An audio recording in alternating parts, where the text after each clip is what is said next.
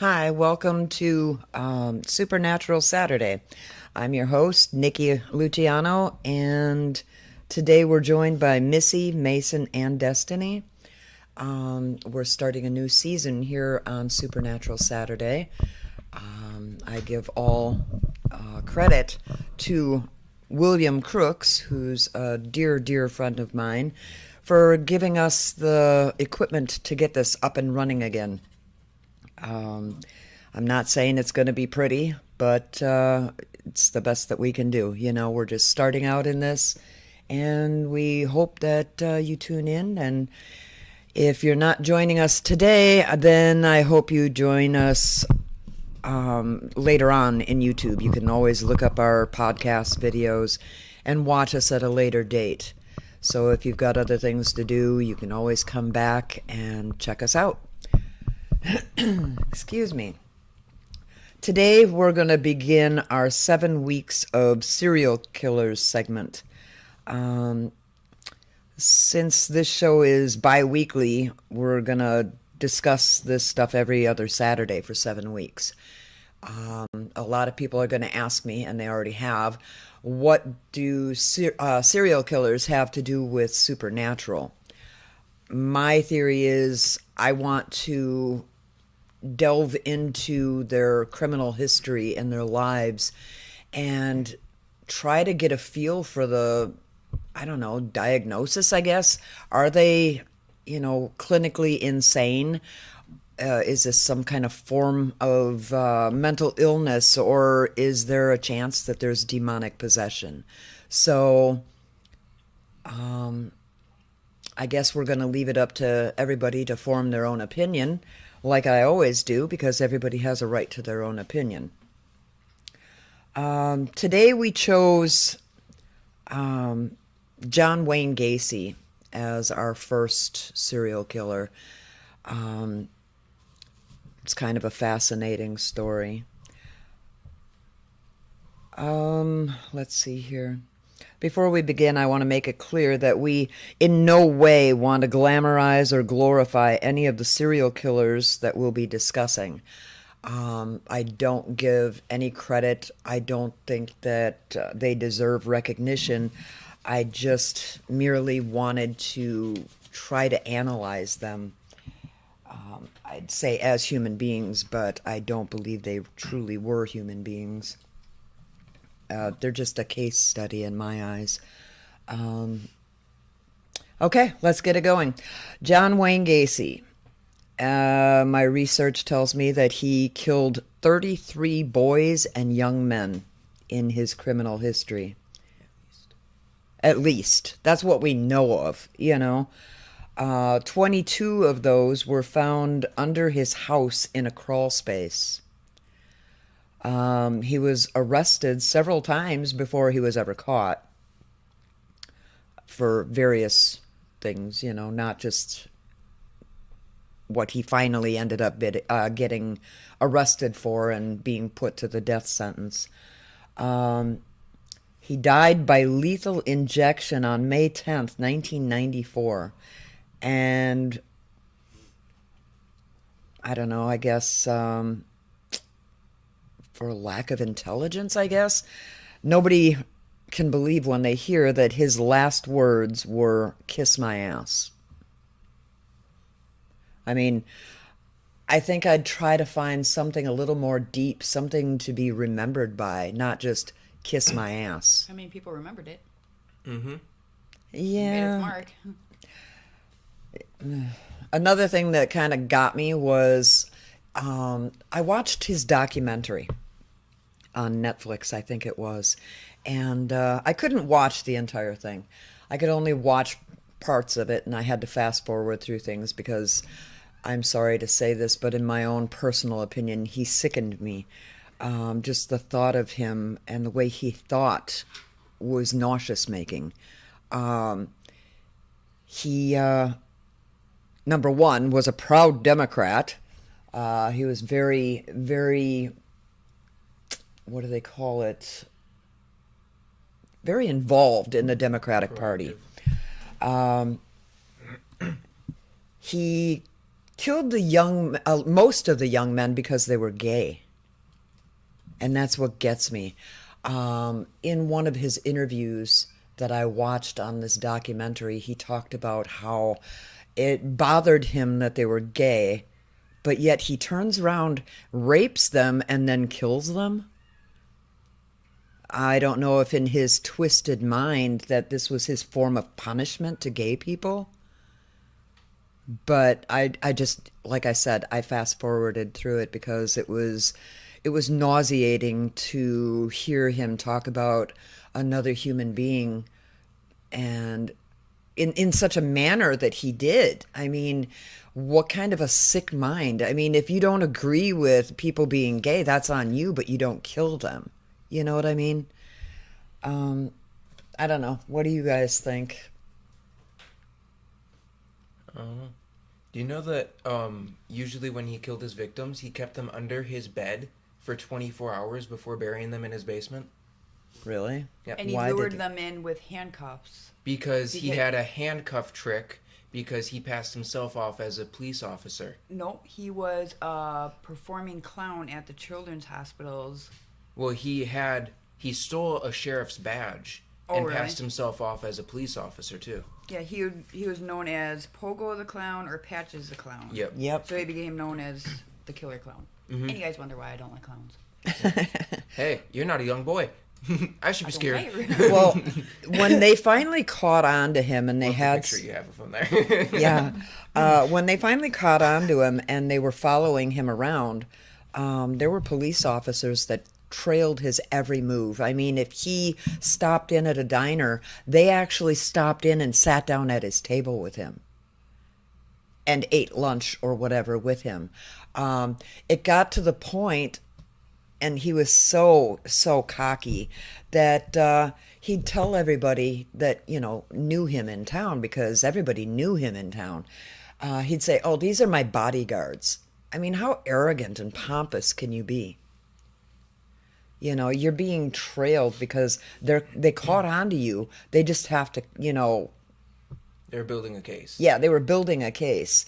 And, I mean, can you imagine seeing somebody in town that and the cops are following him? You see they're following him everywhere he goes. They sit down at the diner with him, and they're eating a meal with him, having a conversation. And when asked, he says, "Oh, these are my bodyguards." I mean, See, if I was a cop, though, I wouldn't do that. I would be building my case. From afar. Yeah. no, they wanted him to know, we got you. But it also We took just a while have for to them get it build all that together. case. Yeah. And if they wouldn't have been, trying to be all buddy-buddy with him and like, ho, we got you. Build your case. Well, when the officer did arrest him, he's like, I forgot how the wording was, but it was to the effect of, "I thought we were friends." So Yeah, was no, he that far gone in his head that he really believed these cops were his friend? Oh, is Storm going to chime in and give us her input? No. Oh. It's a gypsy. Okay, so I did some more research, and just off of the internet here, it was published April 28th of 2021 by an Adam Janos, and it says, John Wayne Gacy, a successful businessman from the Chicago suburbs, moonlighted as a children's entertainer who went by the names Pogo the Clown and Patches the Clown. He was also convicted in March of 1980 of murdering 33 boys and young men, making him the worst serial killer in American history at the time. The final weeks of John Gacy's life. According to Karen Conti, Gacy's death row attorney, Gacy wasn't too worried about the lethal injection awaiting him. Can you imagine that? If I knew that this shit was coming, that I was going to be put to death by lethal injection, I wouldn't act oblivious to it. I mean, You're not mentally ill, though. He also liked death. He said death is the ultimate thrill, even if it's his own death. Also, this isn't the first time he got caught. Yeah. Yeah. He got, in 1968, he had a conviction for sexually assaulting a teenage boy, was confined in the Iowa State Men's Reformatory, forced to undergo a psychological evaluation, got released in 1970, and while he was still on parole, he was again arrested for sexual assault. Mm-hmm. Yeah. So this has been an ongoing thing. Well, so then building up their case, no. Like, do That's your when he was freaking like job. assaulting them. He didn't start murdering until 72. Oh, that we know of. Well, yeah. I mean, in his interview, he came clean about everything. Yeah. I mean, what did he have to lose? He was already facing death penalty. Yeah, the first one was in 72. It was this boy who was coming home for Christmas on a Greyhound bus. And for so long after, like, the murder, he was just known as the Greyhound bus boy. Yeah, on the kid's way home for Christmas at his parents' house, he got intercepted and killed. Mm-hmm. But I guess this kid put up quite the fight. I guess he left John Wayne Gacy in quite some rough shape. Yeah.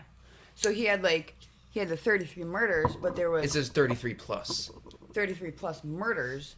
How many of those before that there was how many people that he was Just assaulting sexually assaulting. Yeah. Yeah. and sodomizing and You know, that's because, I mean... Yeah, his that wi- was his first arrest, I believe, was sodomy. that was after the sexual assault and then the other stuff that he was on parole for. Well, So, here yeah. it says, Conti continues,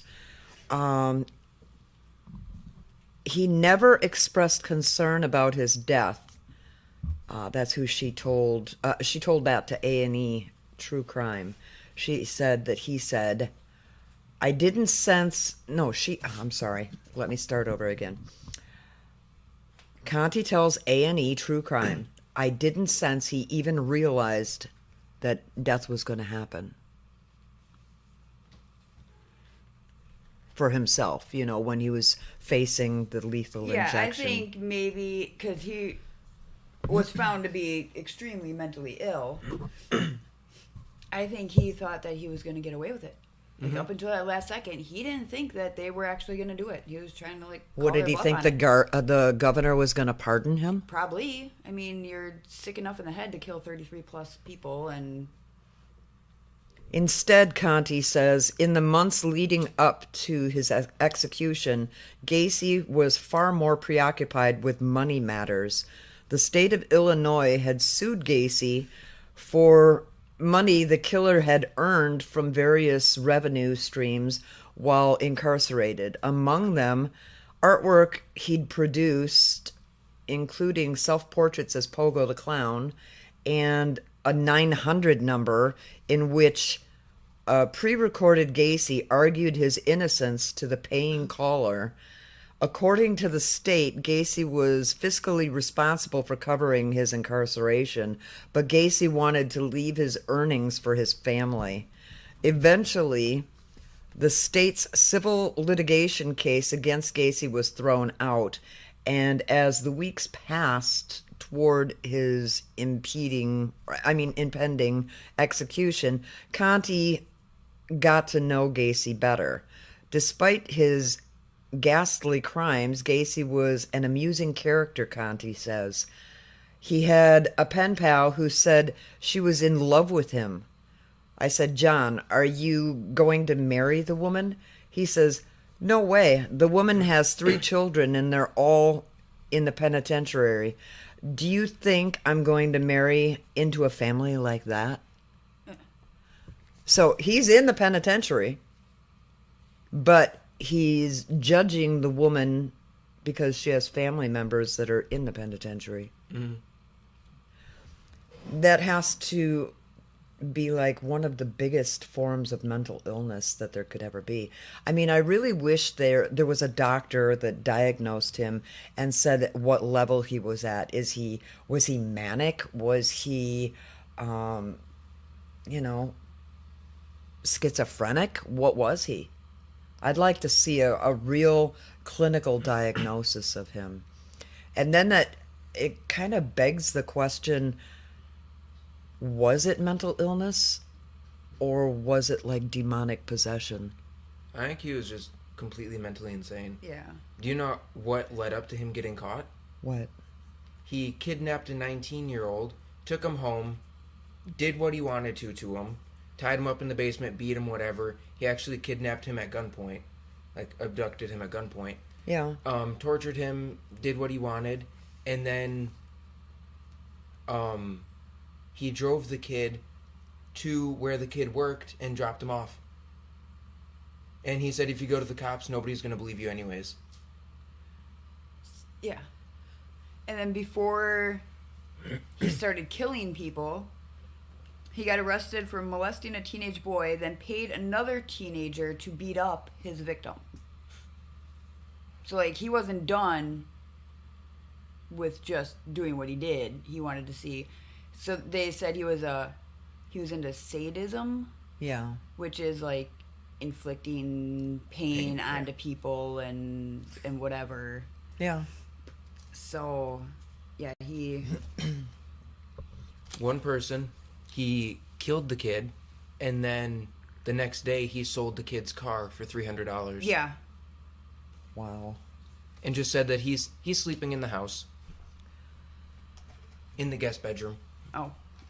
Getting back to this, it says for his execution, Gacy was flown by helicopter from Menard Correctional Center in downtown Illinois, where he'd been incarcerated for 14 years, to Stateville Penitentiary, just outside of Chicago. The Stateville prison spokesman told the New York Times that Gacy was chatty during his last day of life and made easy small talk. Sorry. Discussing the prospects of the Chicago Cubs, among other things. For his final meal, Gacy ate fried chicken, fried shrimp, French fries, and fresh strawberries. Conti says in the hours before his death, he didn't strike me as somebody who had a few hours left to live. He didn't want to talk about it. He wanted to socialize with people who were visiting him for the last time, and he was pleasant. Do you know they're still working on his case to this day? Really? Trying to identify all the victims. Oh yeah, I've got the list. Let me get to that. In like 2018, they finally identified what was it? Victim number 24. Oh. Well, I've got here a list. Okay, it says who were Gacy's victims, and it goes on to list Timothy Jack McCoy, 16, murdered on January 3rd, 1972, found in the crawl space. John Bukovich, 18, murdered on July 31st, 1975, found in the garage. Daryl Julius Sampson, 18, murdered on April 6th, 1976, found under the dining room. Randall Wayne Reffett, 15, murdered on May 14th, 1976, found in the crawl space. Samuel G. Dodd Stapleton, 14, murdered on May 14th, 1976, found in the crawl space. Michael Lawrence Bonin, 17, murdered on June 3rd, 1976, found in the crawl space. William Huey Carroll Jr., 16, murdered on June 13th, 1976, found in the crawl space. James Byron Hakerson, 16, murdered on August 5th, 1976, found in the crawl space. Rick Lewis Johnston, 17, murdered on August 6th, 1976, found in the crawl space. Kenneth Ray Parker, 16, murdered on October 24th, 1976, found in the crawl space.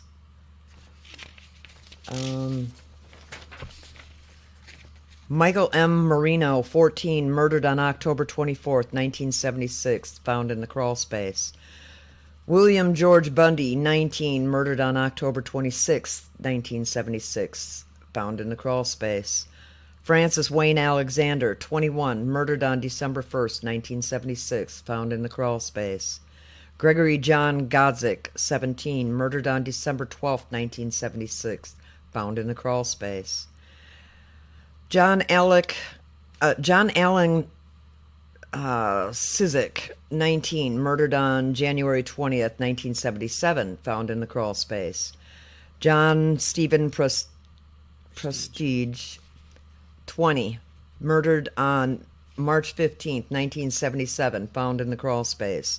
Matthew Walter Bowman, 19, murdered on July 5th, 1977, found in the crawl space.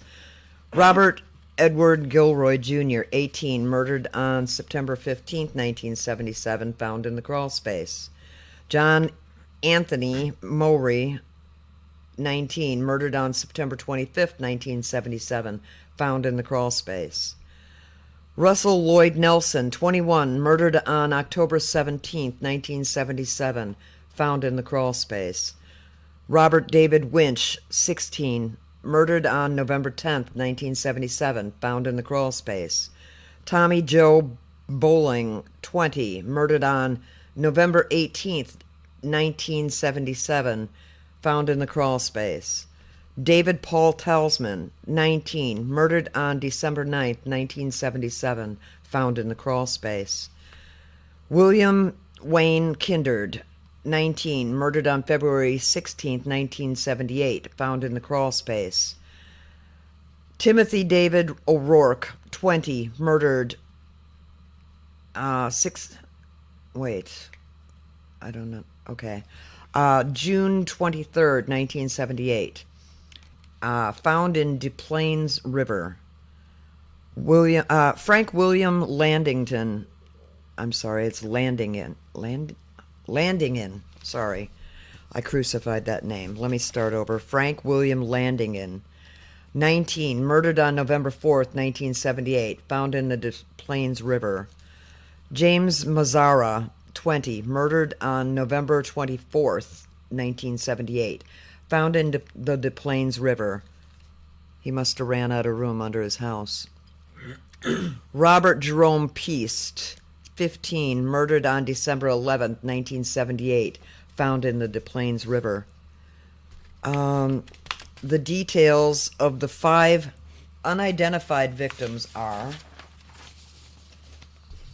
male, age 14 to 18, murdered on January 3rd, 1972 to July 31st, 1975, found in the backyard. Male, age 23 to 30, murdered between June 13th and August 5th of 1976, found in the crawl space. A male, age 17 to 22, murdered between August 6th and October 5th of 1976, found in the crawl space. A male, aged 15 to 24, murdered between August 6th and October 24th. It doesn't say what year. 1976, found in the crawl space. Another male, aged 17 to 21, murdered between March 15th and July 5th of 1977, were also found in the crawl space.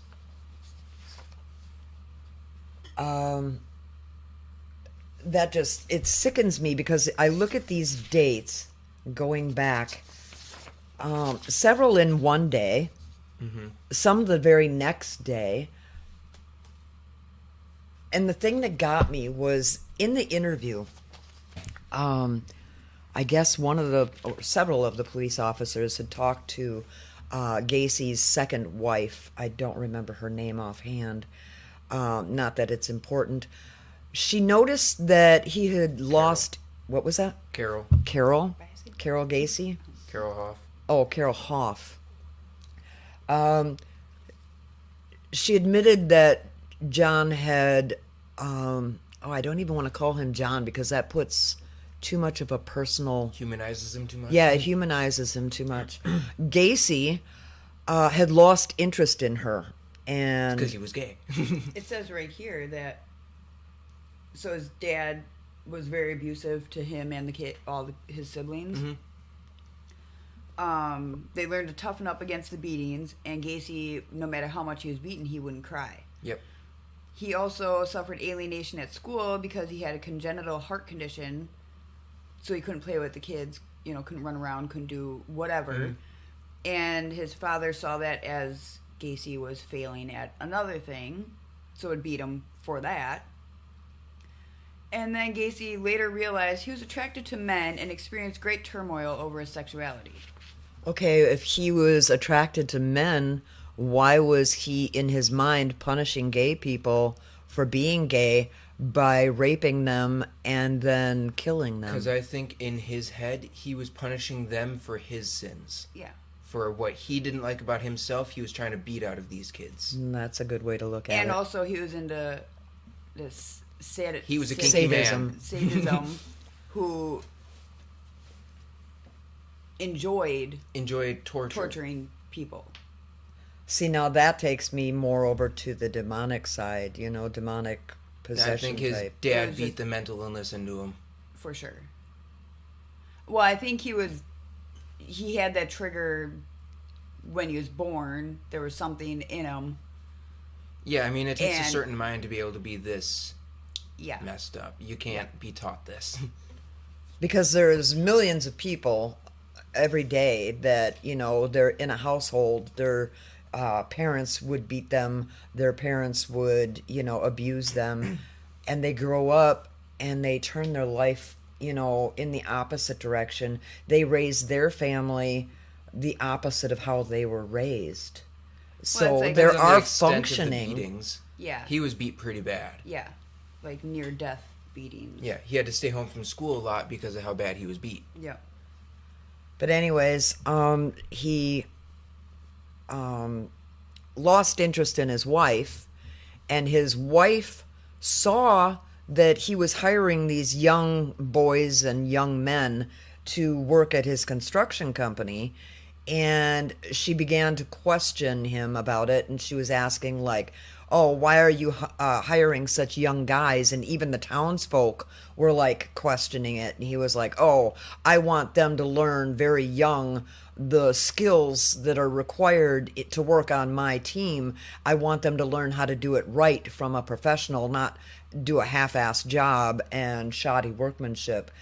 Well, that was fine, and I guess that appeased the townfolk, and they accepted that. But then she saw, what was her name again? Carol Hoff, his second wife, Yep. saw that he was spending way too much time with these young boys and men and questioned him on that too.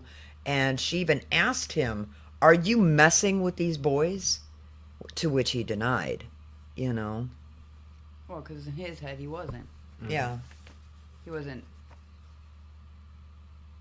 It wasn't a consensual thing. So I mean. Yeah, it's not And like they were having he never, love affairs. He never did anything with, like, his employees.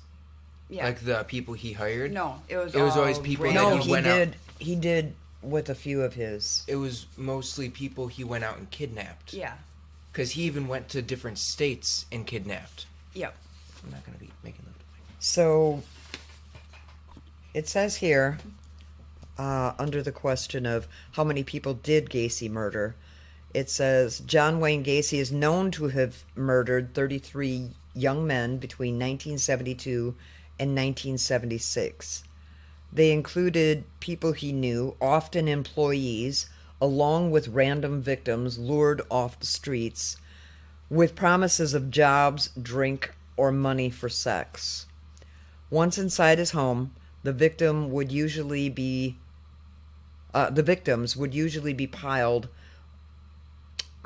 plied. I can't read today. The victims would usually be plied with drink or drugs before Gacy often offered to perform a trick using a pair of handcuffs.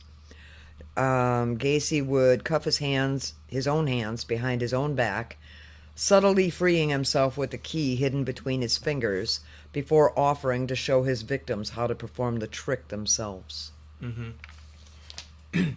And he portrayed a really nice guy. I mean, he often entertained children at children's hospitals and stuff like that, dressed as either Pogo or Patches the Clown. And to think, he's got like, it has to be like a split personality. Well, they said he was a pillar of the community, and he Yeah. was such a great guy, and he was active in this and active in that, and he did this, and Well, in his interview, he said everybody loves a clown, and a clown can get away with anything, even murder. see, hate clowns. I guess when he would, so some of his victims, he would tie rope around their neck, and then he would use a hammer to like twist Tighten the it. rope. And while he's doing that, he's reciting Psalm 23 while they're dying. Oh my God. Then he got tired of their bodily fluids staining his carpet, so then he started stuffing their underwear in him. Stuffing their underwear in them, Okay, I'm like, not in whoa. him. We just went to a whole new level. Something I could have lived without knowing. Oh, you're dead. Must dispose. And I guess one of the things that he did say when he found out that he was facing the lethal injection was that he has played judge, jury, and executioner, and now it's his turn. Yeah. I just don't understand how the human mind can twist and contort in such evil, diabolical ways. There's no understanding. We weren't made to understand that. Yeah, that's the thing. Is sane people is We're not wired to understand yeah. it. We have logic. I mean, think about it. Your worst enemy in the whole world, your arch nemesis, if you will. Could you ever... Scale. What? Nothing. Could you ever fathom, could you ever go that far in your brain to even imagine doing something anywhere near that bad? We're mentally stable though, so Yeah. I couldn't. I mean, number one, I don't have enemies. Well, I if mean, you I don't might, have but I don't enemies, care. you're doing something wrong. No, I'm doing something right. Mm. I'm on my own. How are you doing something wrong if you don't have enemies? I don't know. Because Grandma it's the Rose cool used to thing say, do. you know, if people don't like you, you're doing something right. Because you're not following the masses. You're not... You can not follow the masses and still not have people hate you. Yeah. Like, Are you just unlikable? Yeah, if She you was have making the- excuses If you have for that you. many enemies, maybe you should look in the mirror. Maybe you're just an unlikable person. because I have a enemy right now, but that's just because they're unhappy with their own lives. Yeah. There's people I don't like. People Yeah. that probably don't like me. But it's But not I don't like give them you- the time of day Yeah, to be you able don't to go- affect my day-to-day life and Yeah. consider them an enemy. If you consider them an enemy, they won. They're in your brain.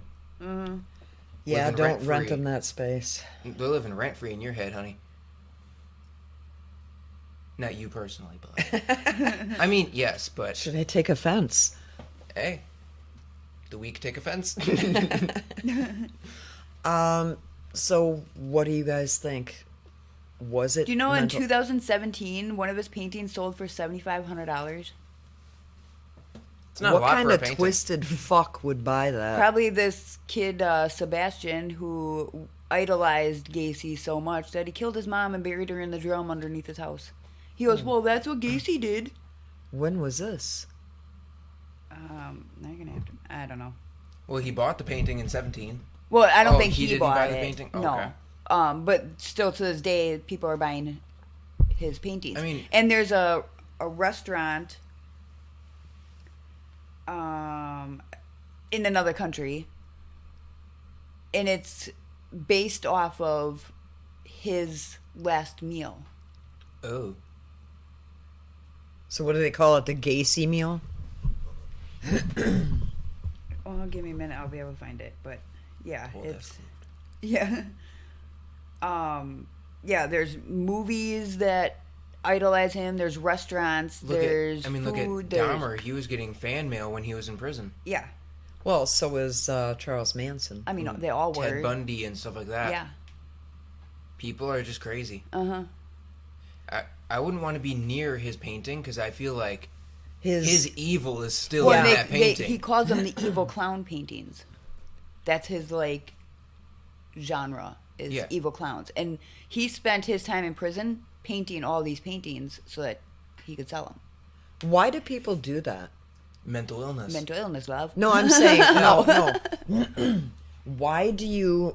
Well, some people could say the same thing about why we're doing, this podcast today about him.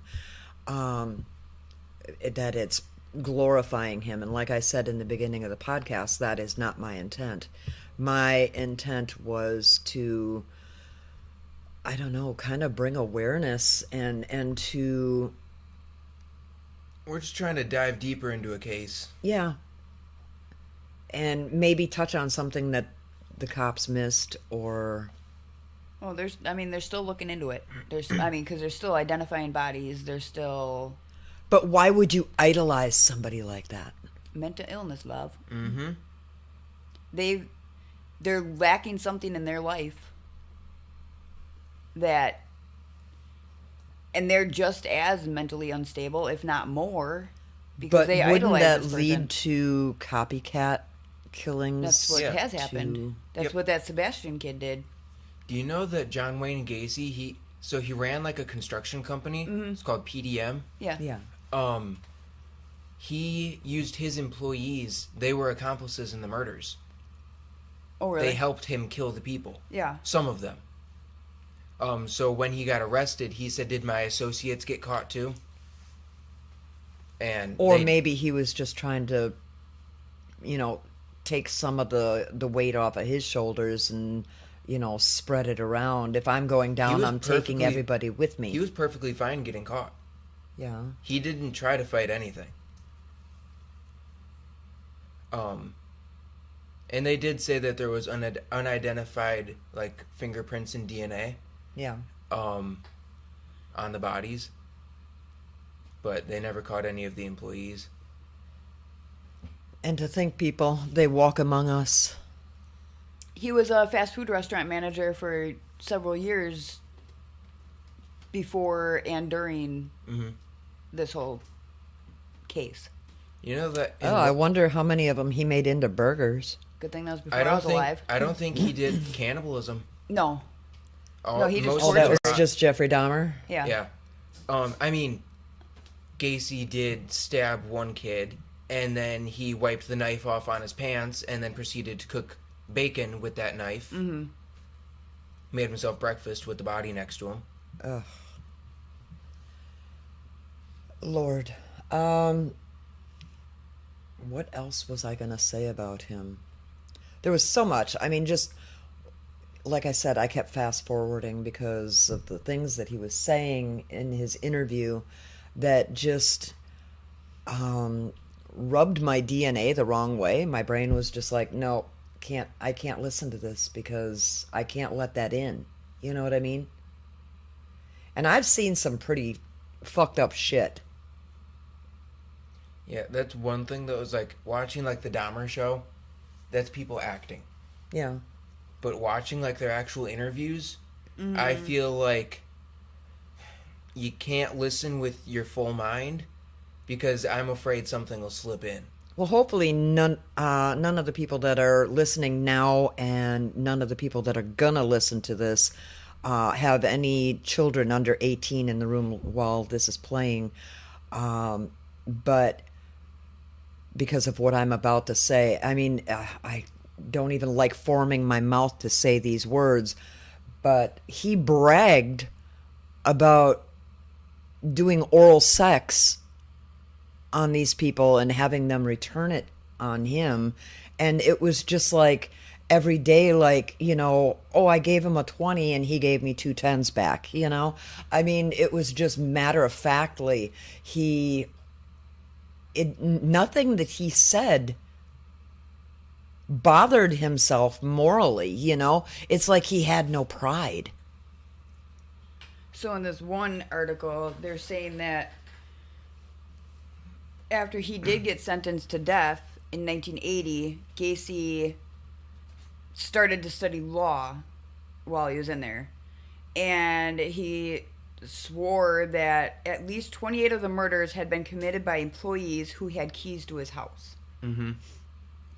And they're like, no, it seemed implausible until later it was revealed that Gacy had at least once hired handyman Robin Gecht to work as a subcontractor. And that guy, as it turned out, was a leader of the Chicago Ripper Crew, a four-man gang of devil-worshipping sexual sadists who raped, tortured, and cannibalized victims, often prostitutes, that they either picked up off the street or simply grabbed and forced inside their van. The Ripper Crew is suspected in the disappearance of 18 area women throughout 1981 and 82. So they all preyed on the weak. Yeah. That's like a lot of serial killers. They prey on like runaways. Yeah. Well, yeah, this Ripper You know, Crew, the throwaway kids, as they call them. Yeah, the Ripper Crew, they focused on prostitutes. Yeah. Gacy was just, for him, it was the thrill of the catch. Because there was no rhyme or reason to, like what that boy did, where he was from, anything like that. It was just, his was pure impulse. Yeah. And there were some of them that he actually stalked for a while before he killed them. I mean, were his parents at least dead when he committed these horrific acts? I mean, they're partially to blame for how he was, but... Yeah, but how do you go after the parents? Because like I said, there's so many people in the world that have been brought up by bad parents who led horrific childhoods but grew up to be perfectly successful, normal, functioning adults. Well, that's like saying, okay, I'm going to set this child on fire, this one on fire. Just because that one child survived and the other one turned out to be a serial killer doesn't mean it was any less the parents' fault. In certain aspects. Like, almost every inmate locked up today will turn around and blame their parents for their upbringing. But I have to argue, I went through stuff myself, growing up as a kid. Excuse me, I got a tickle. But I'm not out there killing people. yeah. I'm not out there hurting people. I mean, he was beat. He was beat so bad that later he had to be hospitalized because he was beat so bad that his appendix burst. Yeah. His dad died December 25th, 1969. So a year And his- after he started murdering people. Yeah, and his mom died December 14th. I thought he 19 no, started in it started in 72. No, No. he started murdering in 70. 67 or 68. Oh, yeah, 60. I think it was 68 was those 'Cause- two boys, the two first boys. I thought the molesting started in like 68. But his mom died in 89. So his mom was around for... When was he arrested and put in prison this last time? 68 was for the assault of the boys, the two boys. Yeah, the sodomy and shit. But then his first murder happened in 72. 72 through 78. 78, and his mom died in 80. When was he 80, arrested? like 80... What did I say? 89 or something? Oh, 89? Something like So that. she was alive when he was in prison? Oh, yeah. Yeah. It'd be interesting to find out if she ever visited him Yeah. He had or if she had contact with him. 2 kids, 2 wives. Yeah, Wow. because she died in 89. He died in 94. Yeah. So... I don't know. It's a messed up world out there, people. Do you know that somebody was just identified as one of his victims in 2017? Yeah, that's number 24. They Yep. finally have a name for him. Yep. And then they have like 2 more that they're putting through the face recognition database, and they came up with like they're white males. Yeah, they have like because Like a what rough- somebody did was they took the skull fragments and then they pieced them together. and Yeah. they Yeah, did, that's like, what I was going to say. With today's technology, they're taking these cold cases from, decades and decades ago, and they're finally starting to piece them together. 5 of his victims are still no Unidentified. name. Yeah. Um, Well, that's the ones I just read off. yep. And when I read off all the names of the victims, I didn't do it as a nanny doo doo, look at, what he did, haha, or anything like that. They deserve the recognition. They deserve to be heard. They need a voice to say, this happened to me.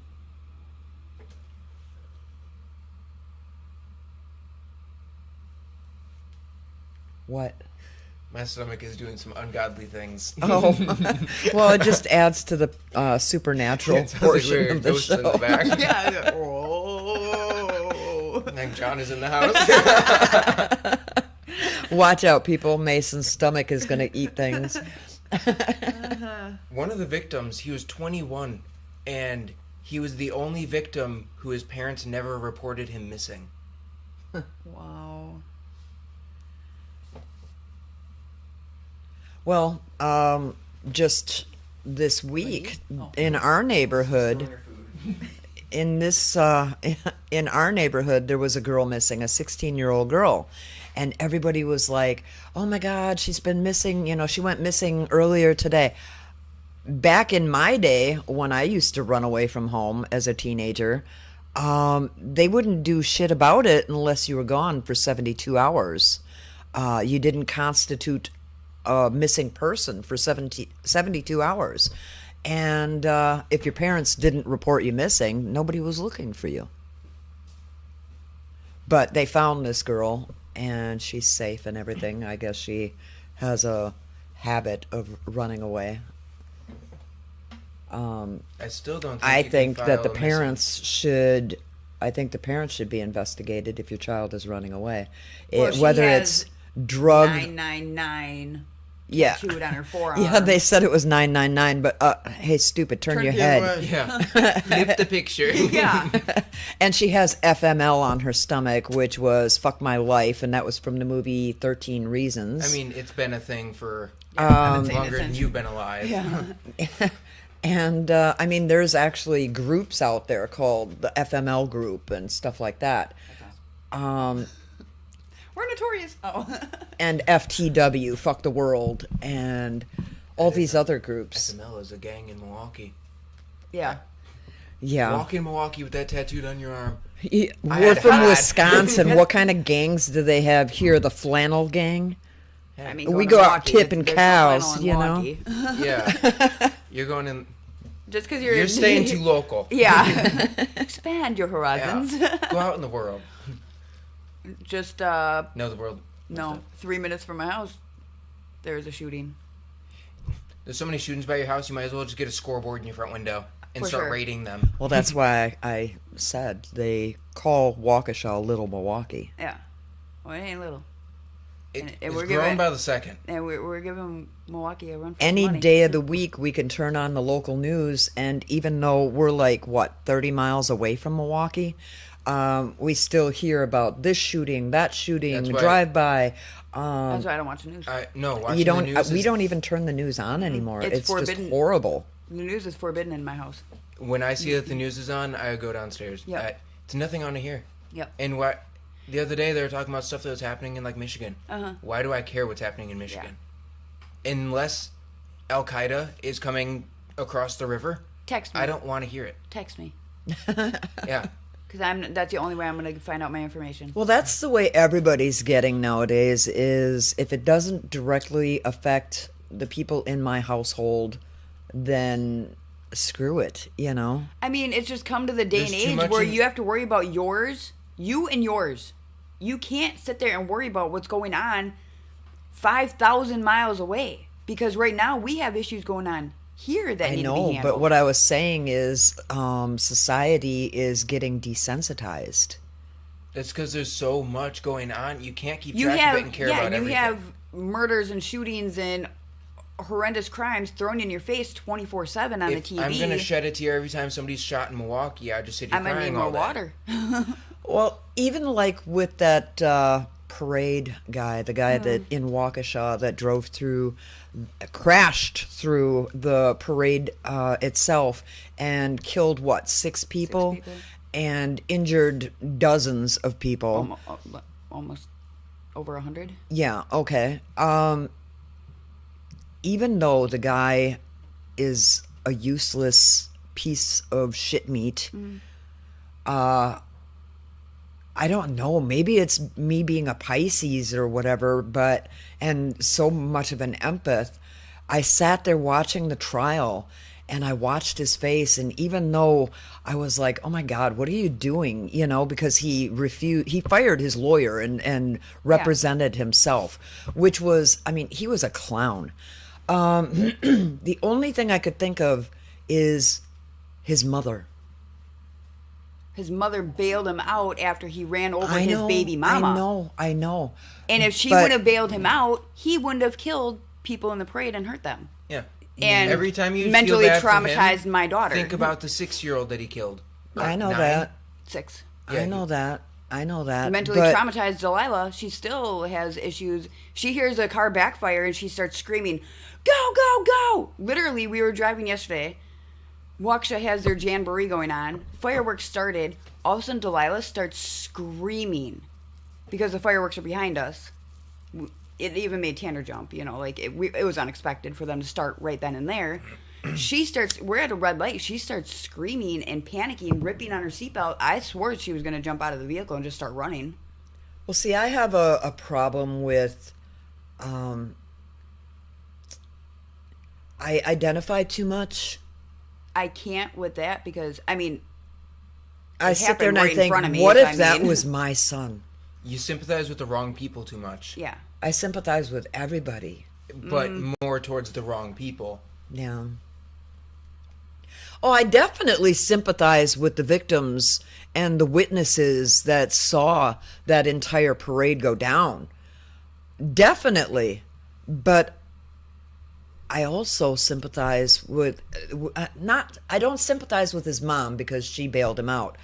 But I think to myself how I would feel. I always put myself in like the other person's parents' place. Yeah, but also imagine if your son were to go out and do all that and not have any remorse for what he did. Yeah. Yeah, He I sat know. there literally laughing while they were giving their victim impact statements. And And he was rolling going, his eyes. Oh, I know, come I on, saw. get going, get going. I know, I saw. I Yeah, cannot there was no sympathize remorse in with there. somebody like that. Well, that's another reason why when they wanted me to be on the jury for that, I said, no, I can't do it. I can't morally because I'm too much of a sympathizer.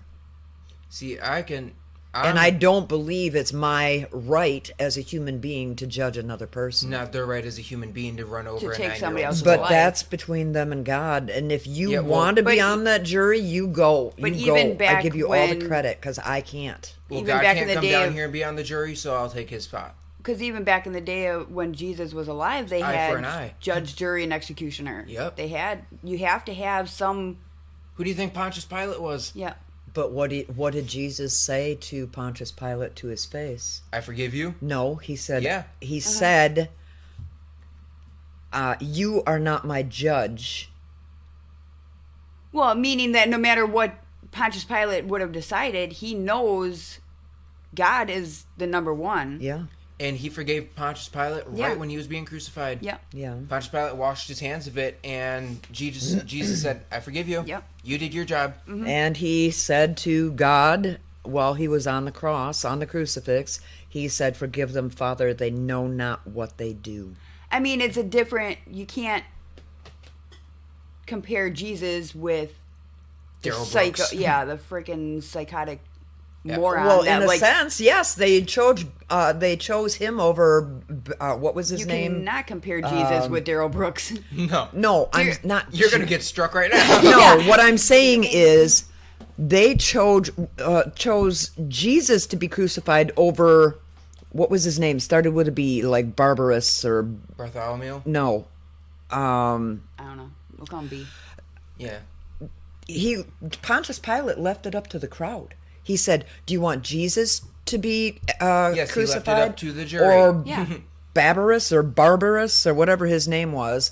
And the other guy, the B word guy, he was a crazy lunatic type guy, and he was murderous, and he was a horrible, horrible person. They chose Jesus to be crucified, which was a wrong choice. And I don't think should be left up to the people. Well, Somebody has to keep some kind of if we have no judge and jury, then we just got executioners. There's just a bunch of people running around killing because people. otherwise, if you don't have police officers, you don't have I court, agree you don't with have that. this, you're gonna have people just going around saying, "Oh, you bumped into my car, and I'm gonna shoot you," and I can do that because I mean, like, that's your punishment that I felt fitting. Yep. Rather than letting the court with the rules And and that's the, why- I'll give you guys the whole, there should be a jury, but not me. yeah, Yeah. It that's should on- be your choice. That's on you. yeah. It should be your choice. But I've gotten out of 2 jury trials now in the last year, and I'm going to continue to get out of it because I don't believe in it. Yeah. I don't want to have to make that decision. And I think that should be my moral decision. But I mean, like, what country is that? Japan? Korea?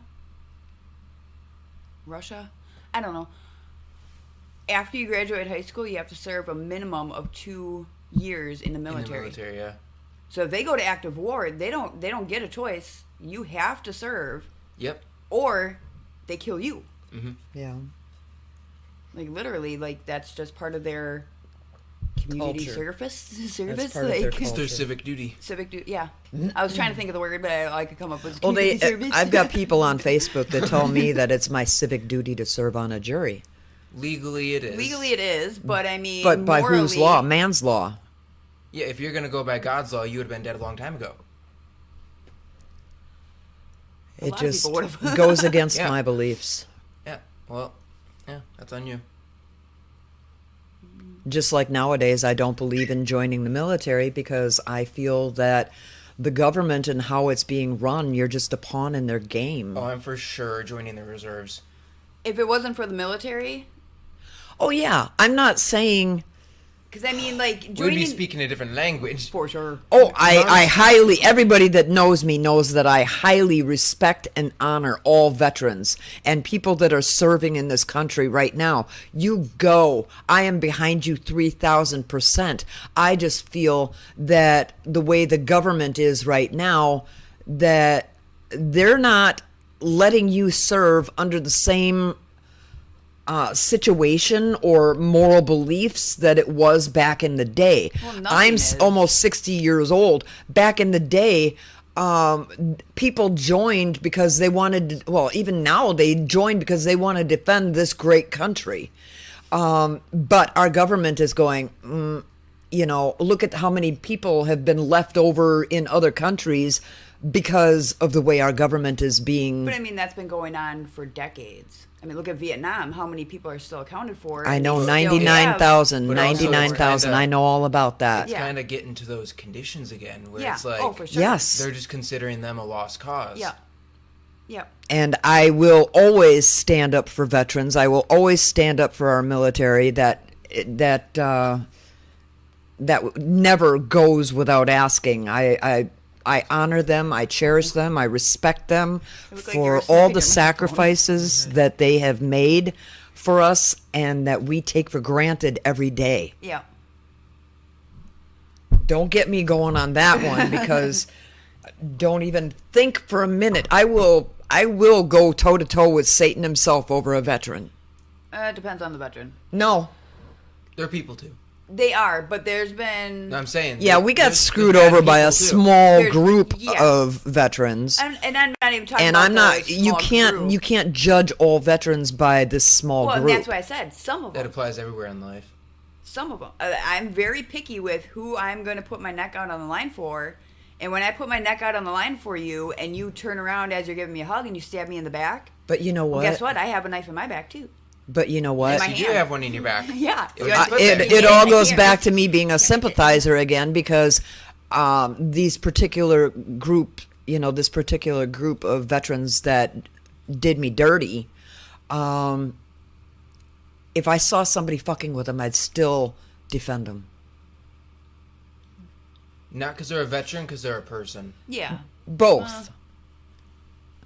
I'd be Depends on torn what was between. happening. I for don't them. care what your title, status, significance is. You're a human. Yeah. I don't know about that. I have a small number of people that people types that I will defend. You don't fuck with a veteran, number one. You don't fuck with a senior citizen, number two. You don't fuck with the handicapped, number three. And you don't pick on children, because if you do, I'm coming for you. So she covered everybody but a 40-year-old white lady. But I'm saying, like, Aw. In- Sorry, Missy. man. And I'm 41. So I'm in the clear. If you're driving down the street in your 06 full, and you see, a 27-year-old guy not wearing a uniform, but people are pushing him around, you're not going to stop and be like, okay, wait a minute, are you a veteran? What Are is your you status? this? Are you, like, you have to. Are you CPR certified? Good, save yourself. That just goes along with, okay, you're driving down the street. Mm-hmm. You see an old guy pulled over on the side of the road. Like, he's in his, 70s, okay? He's pulled over on the side of the road, and he looks to be broke down. Do you stop? If I'm by myself, no. No. I'm never by myself.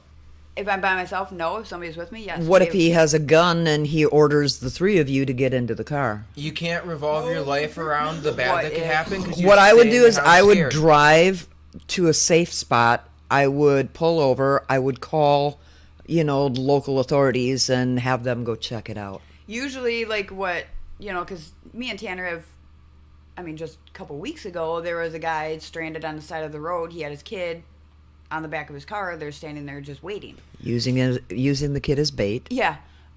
We pulled up and we just yelled out the window, like, hey, you guys good? You need help? And if he would have said yes, we would have called somebody, pulled Yeah. down, called somebody. He's like, nope, just, waiting for my wife to get here. The car broke down, whatever, And we've done that several times where Yeah. we drive past somebody and I'm like, Tanner, they look like they're struggling. So I make Tanner turn back around, and as we're driving up, we say, hey, are you okay? We're still at a distance. Yeah. Say, hey, are you okay? Do you need help? Yeah, whenever I ask somebody if they need something, well, it's always Desi's window. Yeah. I'm in drive. I'm driving past you. Yep. I'm not going to I stop, see pull you- over, and get out and then ask you. Yeah. I'm never gonna. And when I drive past somebody and they're broke down on the side of the road, my first instinct is to see if they're on a cell phone. Yeah. Who doesn't have Or a cell I see phone if there's these somebody days? else in the car. Yeah. Because if it's like two 20-year-old guys, Nah, it's you not. guys got it. Yeah. Yeah.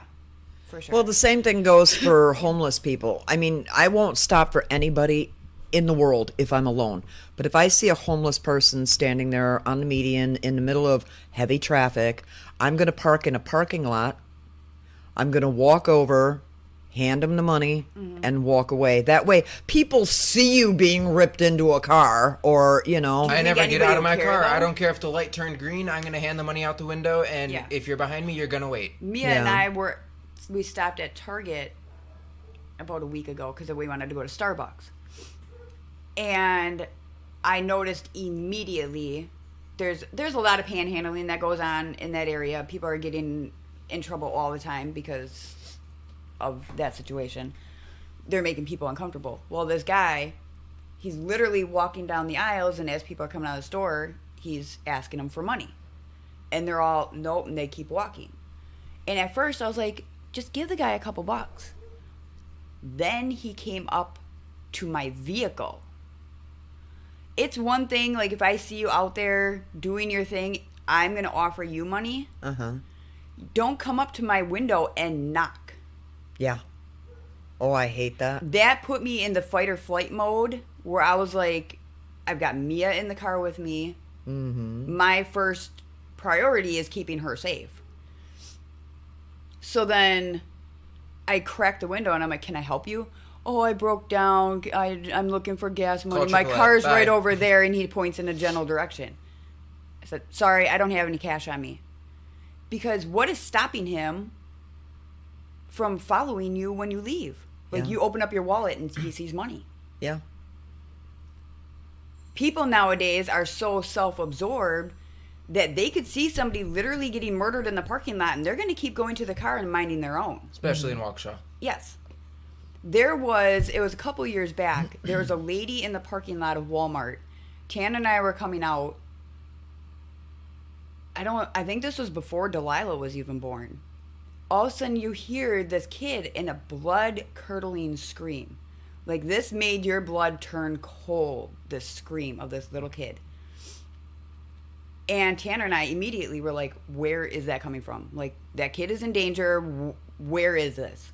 Mm-hmm. The mom is literally running with her cart with the kid in it because the kid got his hand stuck in the bars of the seat. Oh, geez. Oh, no, his leg. His leg. So they had, like, you know, where you put your legs in the seat part? Yeah. There's a gap next to it. Mm-hmm. The baby got his leg stuck in that part. She's running around asking people to help her, and people are literally they just kept walking. So Tanner went running back to the truck and got the tire iron. Because we were going to take bend the it bars. and bent the I was bars. like, what is dude doing with tire iron on a little baby's leg? Stopping the crying. Oh. One for the pain. Yeah. This will just hurt for a minute.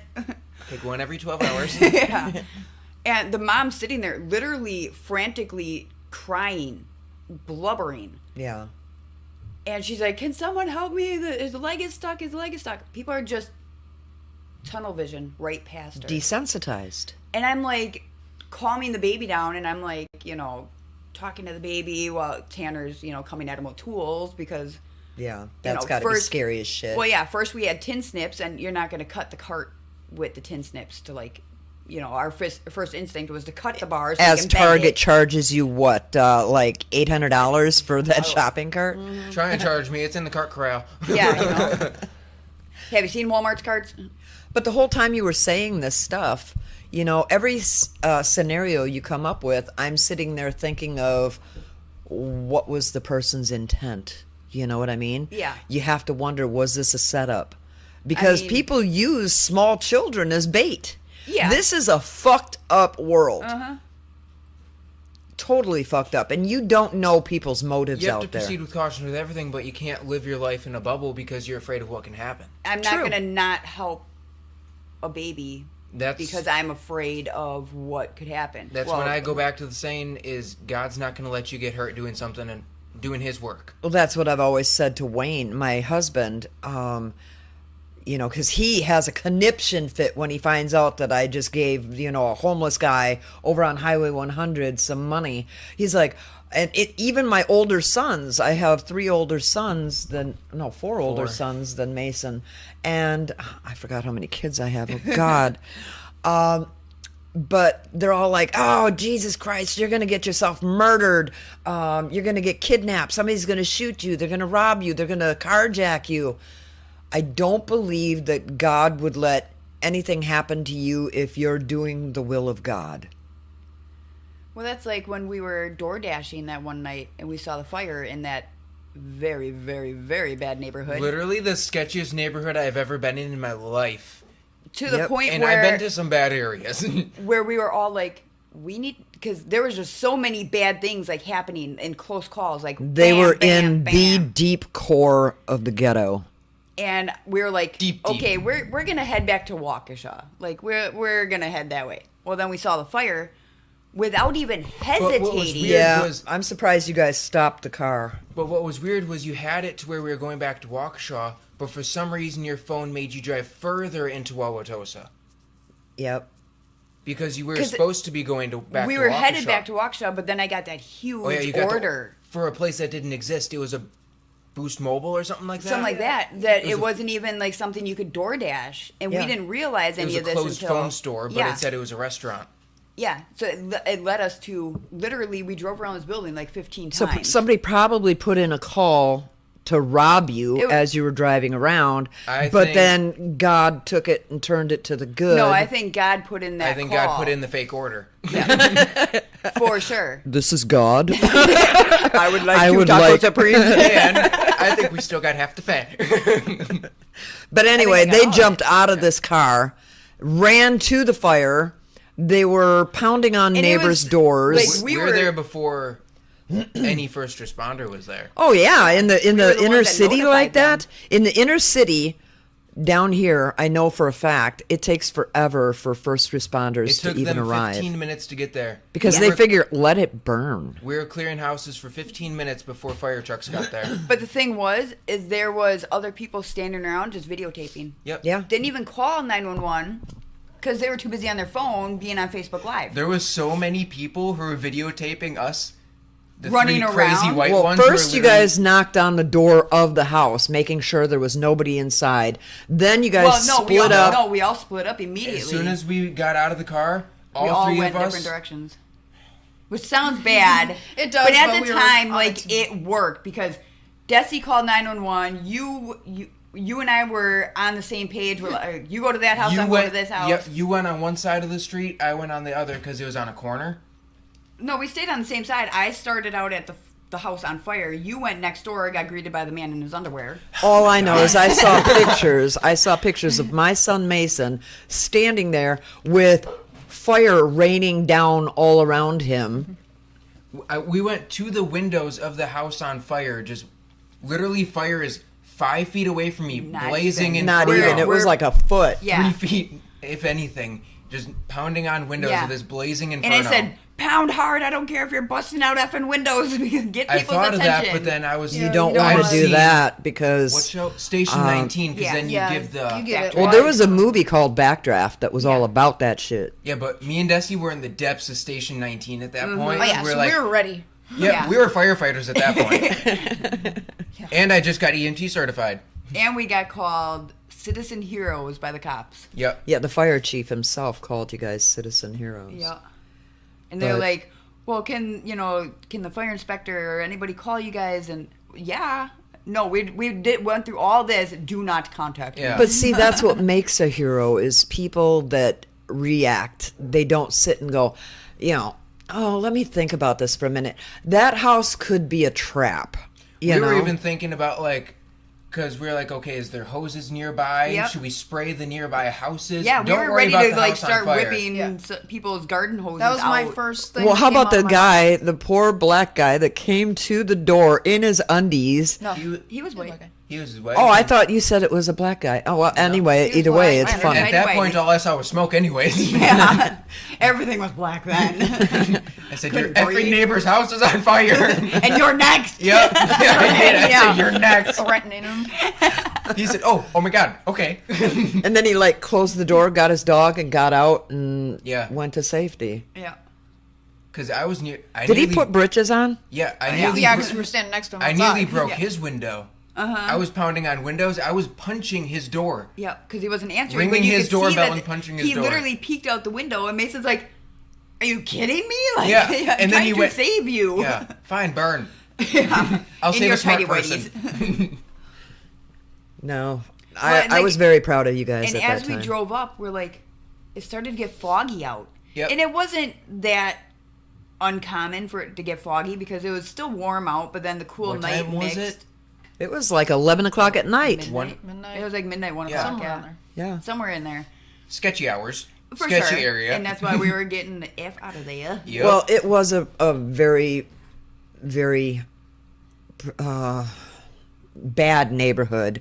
And they're just looking at you guys like, Who are these crazy white people running That's what, around? I didn't want to throw race in there, but we were the only three crazy white people running around there, and For we sure. were just everybody was standing back. and that's what watching I us do our love thing, about just you videotaping three. us. I love about you three is that you don't see color when you see problems. You don't see color in everyday life. I see color. I just don't let it involve. And people Well, that, I don't know why I even said you don't see color. You obviously see color. I'm just saying I mean, I you am don't. colorblind, but- You don't judge, and I Yeah. love that about you guys because there's just as many bad white people as there are any bad other color people. And I'd be lying if the thought didn't cross my mind after the fact of, like, we're all standing around, like, watching the firefighters do their thing and, like, whatever. That was so cool. Sucks for the Afterwards, house, I'm but whatever. like, there's probably a reason why none of these other neighbors were knocking on their neighbors' doors. I thought about that while I was mid-sprint. I was like, maybe there's a reason why the police aren't here. But then- It was a planned burn. yeah, Right?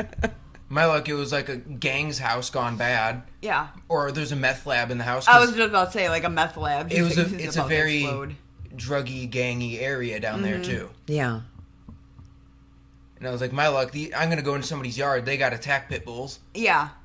I'm going to be running down the road with 3 pit bulls on my leg. And I was pregnant at the time. Yeah. You're yeah. like, Missy, you can't be breathing this. The whole neighborhood is smoky. What am I supposed to Missy do? was like, I'll put my hoodie over my face. Well, because you cannot run with a hoodie over your face. I don't care who you are. Yeah. Her belly's just a flopping away. Well, she was safe. Nobody wants to mess with Yeah. that. So there's me and Desi, and then the white Fat pregnant and lady. Chalupa. Couldn't tell I was pregnant. I just looked fat. But we're 'cause I the was wearing a ones in the hoodie. depths of the fire. Yep. Yeah. And yeah, that was something. I remember hearing that story when y'all Yeah, because came we were home. like, it's getting kind of foggy out. And we're like, somebody's burning something. A whole house now. Yeah. And then Someone's burning their house. yeah, because it just smelled like a bonfire at first, and we're like, oh, somebody's having a fire.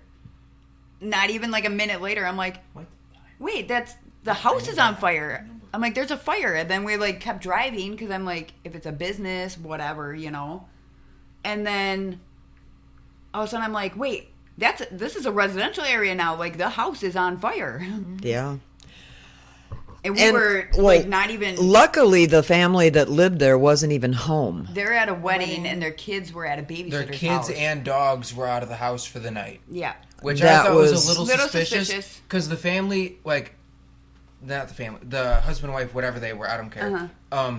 They came there after the fire was nearly put out. Yeah. And the husband was completely unfazed, and the wife was just saying, like, oh, I really wanted to go home, take my heels off, and kick my feet up. Yeah, and I really wanted to just. I really wanted to go to tonight. bed. Like they weren't really like. They didn't care. Yeah, so I have I'm mixed suspicious. emotions. Yeah, Yeah. real suspicious about that. You but- got your suspicions, but God put you in the right place. I truly believe that. It was quite no the matter adrenaline rush, where we though. are in life, I believe that God puts us where He needs us to be when He needs us to That's be what I there. said. He made that fake order. Yep. Yeah, because there's no reason why that order should have been that much. No. It was a ridiculous amount. Yeah. And we still got the money for it. Well, how about the time with the homeless people and the pizza? Yeah. When we picked up a Tell Topper's- that story. We picked up a Topper's order, and then the order got canceled. And then right as it got canceled, we were like, "What do we do with this pizza?" Well, because we And had then, like, it was like a couple. It was like It two was pizzas. it was a and delivery breadsticks. driver who went to delivered the pizza. The people didn't answer the door. Oh, yeah, that's she what it walked was. it back into us. Said, "Hey, they didn't answer the door. Do you Yeah. want it?" Yeah. As I went in to pick up a different order, they're like, "Hey, we got this extra pizza." You know, it was like two pizzas two and pizzas and breadsticks. some Topper's No, sticks. one pizza and breadsticks. Oh, okay. But then we're like, Yeah, okay. you guys were planning on bringing home I mowing was down. gonna snack. oh, for sure. Then- I think we ate some of the breadsticks before we even left the parking lot. Like we had some of that. But then tell what But happened. then we were driving, and then there was the homeless guy, and we are like, Guy none of and us- girl. it was Yeah, a guy and a girl. lady. and we didn't have. I don't think we had money on us, like cash. So we're like, Especially DoorDash, and we don't carry yeah, we cash. don't carry cash on us for that. And so we're like, oh, I don't know. And then we're like, pizza. We'll give them pizza. Like, cut out the middleman. Now they don't have to go anywhere, and Mm-hmm. like whatever. And it was still hot. It was still Yeah, but like, tell the people's reaction. They started eating it before we even. Before yeah. we pulled away, Yeah. they How were grateful they were, you yeah. know? They're like, oh my god, thank you so much. And like we no sooner handed it to them, they already had the box ripped open and they were mowing. Now Like, tell because me- again, it wasn't Hungry. in a great Tell me. neighborhood. No one was stopping for that. No, yeah, no one would even crack the window for them. Now try to tell me that God didn't put you in a certain place at a certain time. The whole time we're We door all know dashing, this. yeah, the whole it was a lot of the times when we're door dashing, we always came across like a situation where we're like, "Yep, God put us here. And God put us here." Yeah, and it always, what I kind of take as my little like message is if you give a homeless person money and they say God bless you. Yeah. Yes. I always take that as my like, okay, you passed your test. Yeah. Amen. Yeah. How about the people that go, "Ugh," when you give them like $3 because it's the last $3 that you have in cash on you, and they act like that's all you could do, I've bitch? never encountered No. an ungrateful. Oh, I homeless have. That lady person. Yep. in the But then Walmart when- parking lot when with they- her son or I couple honestly kids. think that was a bigger situation than we knew. I don't know I what. think- Because Haley gave her like the last few dollars in her wallet. ended she up goes, giving her "That's nearly- all you have. Like a hotel is this much. You have kids too. She blah was, blah blah." Oh yeah, I remember hearing She was about that. foreign. She didn't speak proper, fluent English. Yeah. I definitely think that somebody else was watching from afar and making her do this. Haley even like dumped out her change. We in her literally wallet gave for her like $30. Yeah. Yeah. And she's like, "Oh, a hotel is this much. Do you guys have the extra money?" We're like, we literally gave you all the cash we had and all the change in our center console. Yeah.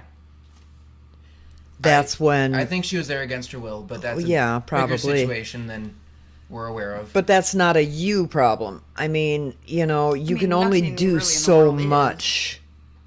It's the people like that I think to myself, if you're not grateful for what I gave you, this isn't a God thing. You know, this isn't God induced. And we definitely had our thoughts when we were driving away, but even Haley was like, I can't let those thoughts come through because Yeah. we did our good deed. We just Yeah. have to leave it at that. And like, you know, people are like, "Oh, well, how do you know what they're gonna do with the money? They're just gonna buy drugs. They're That's- gonna have that's alcohol." on them. That's not a me problem. That's a you problem. The I've money got a- will come back to me. I've got It's a question fine. for you. Have you ever went on those reels on Facebook and you watch I fall in these those different rabbit reels? holes every night. What about the ones that it's this guy and he walks up and he's like in a grocery store and he's like, ma'am, yeah. ma'am, could you give me the $4 for this gallon of milk? Yeah. Yep. And if they give it to him, he hands him like a $500 or $1,000. Social experiments. Okay. Love those. Yep. Now, okay, which side of the fence do you fall on? Do you fall on the side of the fence like some of the people in the comments that they're like, oh, you know, it's great that you're doing good deeds, but if you're doing it just for likes, then you suck as a He's human not doing being. a good deed though. He was doing it as a social experiment. to He's see seeing if how- they'll do a good deed. Okay, see how what these about other the people ones where react. there's homeless people and they walk up, or a woman that's working cashier in the drive-through, and they're like, "Oh, what's your dream?" And, "Oh, my dream is to go to medical school." So the guy turns around and pays for her way through medical school. People go on there and they have negative remarks about how, oh, if you have to give, you know, charity and have a camera on you, then you suck as a human That's being. because they're mad that their tuition wasn't paid for them. Yeah, they're Yeah, mad and- that they weren't chosen. And what they don't realize is the views, because it's not just coming straight out of these people's pockets. Yeah. The They views have and the money they that have he's to making get the off the views, videos. Sponsors, I'm and they're sure. setting up like GoFundMe's, and people will be like, "Oh, I like what you're doing," so they'll send money. Yeah. and There so was- he gives yeah. it to people that need it. Well, that's what I was just trying to find out, which side of the fence you were on. If you were supportive or if you were like, oh, 1000%. what a sucky person. Yeah, there's a you camera know? around, but they're still doing good. Who cares if a phone's out? It's 2023. Everybody's phone is recording something. And How about I these would people- rather watch the video of him doing something good and people, "Oh, you're a clout chaser," blah blah blah. I'd rather watch that than 90% Somebody do the of Wednesday dance for the 9 millionth time. Yeah. Freaking love that. If I dance. see that Wednesday dance one more time, I'm just going to vomit. I But heard you all humming I it hear yesterday. from upstairs I know is because that it's song. like a earworm, you know. It gets to in the your doctor. brain and it's locked in there, and you hate the song. It's like It's when not I even used the song to. they did the dance to. I is it? used to purposely get songs stuck in Dad's head, like I feel if pretty. I only had a brain, you know.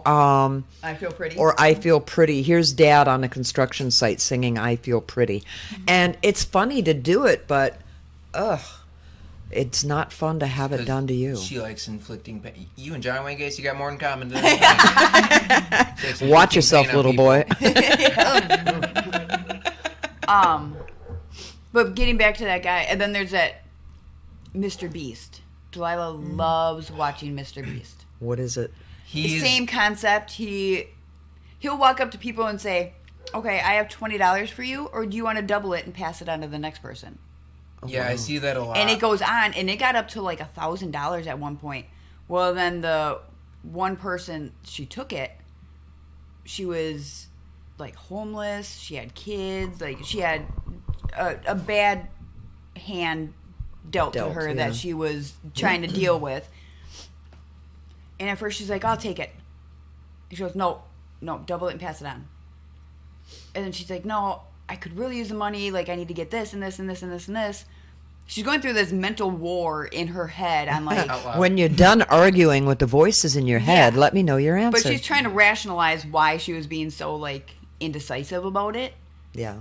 And then finally she's like, no, just double it, pass it on to the next person. Somebody else has it worse than I do. Mm-hmm. Well, then come to find out, he helped her. He gave her the money Yeah. and still passed on, to the next person.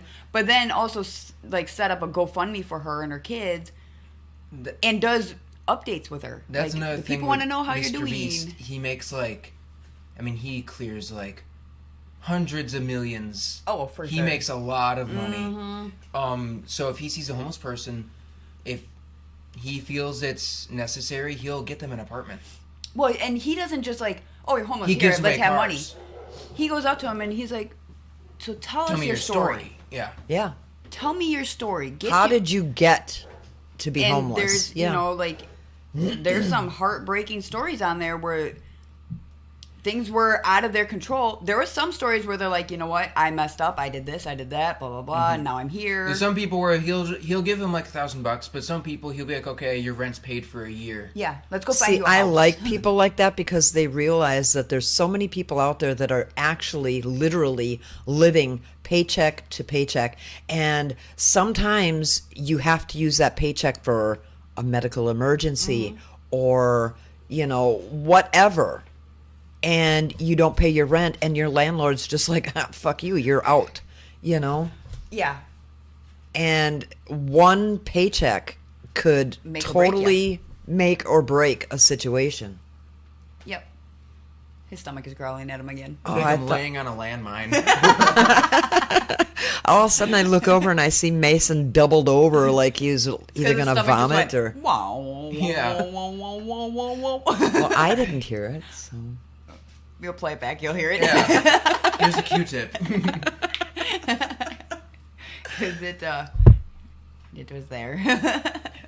Well, boy, did we stray from the whole Supernatural Saturday situation here. I mean, we always. But you know what? conversation. I think that in everything that you listen to, you can find your message. I mean, everybody that I know of can't stand Joel Osteen, but I used to listen to him just He's a to. crook. He may be what he is, but There was literally what was I it? get my message from him. Katrina? yeah, that was going Hurricane on, Katrina, and and- he denied people to come into his into church. his church. Yeah. His church, which I don't It's supposed to be agree with him. sanctuary. but it I- could sit like 150,000 people. Yep. I he don't could agree with say- what he did, but I did get get a message through Yeah. his Well, yeah. sermon. But I just And even though we started off the conversation talking about serial killers, I think God wanted to get a message out through us to somebody out there that needed to hear it. yeah, we just let the conversation lead us. We don't lead Yeah, the conversation. I really don't care what the topic is. If I feel that something needs to be said, That's one thing our That's it. our Yeah. listeners are going to find out is there's never we a have script. ADHD. Mental illness That stuff. too. There's never a script, and I like it that way. I don't like because to me scripting is so fake and so basic and so vanilla. You know what I mean? It's just so unheartfelt and stupid. I want people to know, yeah, we're crazy, but we're honest If I want and scripted, we're I'm gonna open. go watch Netflix. Yeah.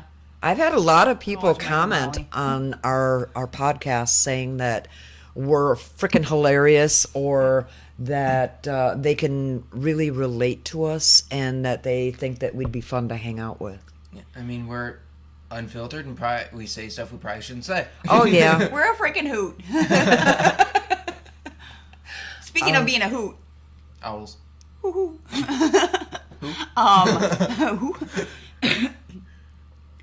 Last night, Georgia wouldn't sleep again. So I was up watching Mike and Molly. Georgia is her baby. Yes. It's a monster into my bed. And So Mike and Molly was on, and he got to the episode about her mystical garden. I sat there geeking out so bad. We laughed but then way also, too hard about that. but then it was also sad because like I want to go on a road trip like right now. Where were we? Were Oh we in my Sparta? God, I I think want to Pray to go. Sheen? Pray to Sheen. I want to go on one of our trips so badly. My I sold sister my cat tower, Marie, and I'm like, wait, where can I go with this money? my sister Marie is having gallbladder surgery on January 27th, and I know it's going to suck for her because she's the one going through it, but she's going to be limited on things that she's allowed to eat. So I'm like on the fence. Do I want to ask her to go on these trips with us that are coming up in the spring, or do I just not, because I don't want to make her feel uncomfortable? She's a big girl. Yeah. Oh, I know she's a big girl. She's the same size as me. That's gonna kill you. can- You just called her fat on air. You just called her fat on there. Yeah, hello. I mean, Guess what? Y'all got fat heads. yeah, Oh. y'all got big heads, so She whatever. can, if she feels that she can't do a road trip, she can. She's opinionated. She'll tell you she can't. How many times has she said no? I can't go. Yeah. We've done road trips without her before, Yeah. Yeah. and you're not really too limited on what you can eat. You You just just have to have a bathroom readily accessible because your body's learning how to redigest. yeah, and that's mostly. Well, with, we like, had to fast do food. that anyway because of her and coffee and her stomach We problems. just called out her pooping problems on air. Yes, She Marie, poops we a called, lot. we called out your potty But then, problems like, on the air. her and Candy have the bladder of A tsetse fly. yeah, like they literally pee every 3 seconds. Every gas station we pass, we have to stop for Marie and Candy. And I was pregnant. No, I'm just like, well, since No, we're you going. wait till we're in the middle of the jungle to be like, I I gotta a pee. gas I gotta pee station. now. Oh my god, I gotta go now. Yeah. Well, pull up a tree because that's all that's around for the next 75 miles. Yeah. Nope. Like I said in Gunners and Bill's podcast last night, they were or, no, it was the radio show. They were talking about camping. I can't do camping. Oh, I will pee in a parking lot. I don't care if I gotta go. I'm gonna go. Oh, I have no. peed in a Target parking lot. I have to tried have that. an That one guy electrical- came up, you girls want a drink? Let me get rid of this first. I'm making one for you right now. Yeah, give me a cup. Give me a cup. I'll fill it. No, I have to have indoor got coffee utilities. on tap. I have to have an electrical outlet for my hair dryer. I have to be indoors. I can't be anywhere where there's going to be things crawling, slithering, And flying. this is why, in the end of the world, she's dead first. There was Have one a time- June bug land in your hair. Tell me how you act. Been there, done that. We may scream a little, but Yeah, I'll scream, I but don't stay inside then. yeah, I had a random stranger have to get a June bug out of my hair. that's a you problem, man. Or have a millipede crawl up your pant leg. One See, time, you're standing still too much. yeah, Stay dance a active. little, dance a little. Yeah. Yeah. There No, was one thank you. time I had to pee on the side of the road. I was pregnant with Mia. Was I pregnant with Mia? I don't know. There was snow on the ground. And you melted it all. Nope. I fell butt first into the snowbank. Bare butted it, just bloop. And I said, well, since I'm sitting here, I might as well pee. Oh, And then gross. she peed on herself. Oh, gross. No, I have to have, regular toilet paper on No, a when roll. I was pregnant with Mia, and another reason why I keep so many napkins in my glove box. I was coming back from somewhere, and I had to pee. There's no place open. Target's parking lot, dead empty. So I pulled over, sat on the door frame of the car, like that threshold thing, And let it rip. peed right there. I don't care. Lord, I don't know. If I how gotta people go, can I'm gonna do that. go. I'm not gonna give myself a bladder infection because of my pride. Try going to work with Dad when you're all driving down the road in his pickup truck. You have to pee. We're on our way to work. Well, it looks like you're peeing while we're driving. In a bottle. In a Yep. bottle. With 3 other people in the car. Yeah. Pride out the window. Yeah. Pride who? Yeah. Okay. We should probably sign off. Been an hour, 40 minutes. Yeah, the people that are listening are probably insane, and they're going to be the next serial killers. But Well, let us know your name first. yeah, let us know your So we can your start case our status. research. Yeah. Send me reasons. I do want to send a shout out to Bill Crooks, William Crooks, whatever you want to call him. he has a really great podcast. It's called Partners in Crime. That's Partners, the letter N as in notorious, and then the word crime. He talks about mobsters, the mafia and such, and he does a excellent job at his podcasts. If anybody can tell a story, it's this man. Smartest man I know. Check him out. He's on YouTube. Again, it's Partners in Crime. Next Saturday, we're going to have our Let's Chat episode at 2 p.m. Central Time. Be sure to join us then. Until then, take care of each other. We'll be checking out Ed Gein in 2 weeks for the next Supernatural Saturday. Until then, this is Nikki Luciano signing off.